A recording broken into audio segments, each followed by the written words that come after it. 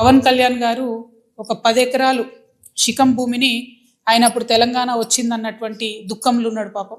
2014లో 11 రోజులు అన్నం తినలేదు, బాగా బాధపడుకుంటా ఏడ్చుకుంటా తెలంగాణలో ఒక 10 ఎకరాల శిఖం భూమిని ఆయన కొనుక్కున్నాడు. అప్పుడు కొనుక్కున్న తర్వాత ఏమైంది, ఆ కొనుక్కునే కన్నా ముందే చాలా చెరువులకు జనరల్గా ఫైనల్ చేసి మ్యాక్సిమం ఫ్లడ్ లెవెల్ అది డిసైడ్ చేయరు.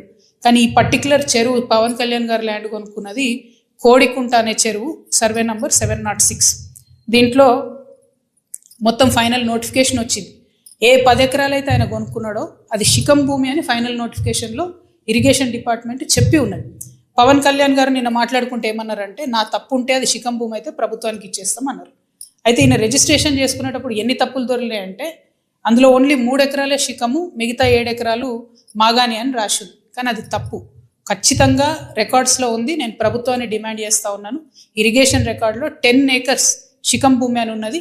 ఆ కాయిదాలు మా దగ్గర ఉన్నాయి, కానీ ప్రభుత్వం దగ్గర ఆల్రెడీ డేటా ఉంటుంది కాబట్టి మీరు చర్యలు తీసుకోవాలని డిమాండ్ చేస్తున్నాను. పవన్ కళ్యాణ్ గారు నేను అడిగేది ఏంటంటే, మీరు వాపస్ ఇస్తా అన్నారు కదా, వాపస్ ఇచ్చేసేయండి. మామూలు రైతుల దగ్గర తీసుకున్నప్పుడు కాంపెన్సేషన్ ఎట్లా ఇస్తారో గవర్నమెంట్, మీకు కూడా ఏ టీడీఆరో ఏ పైసలో ఇస్తారు, అర్జెంటుగా వాపస్ ఇచ్చేసేయండి.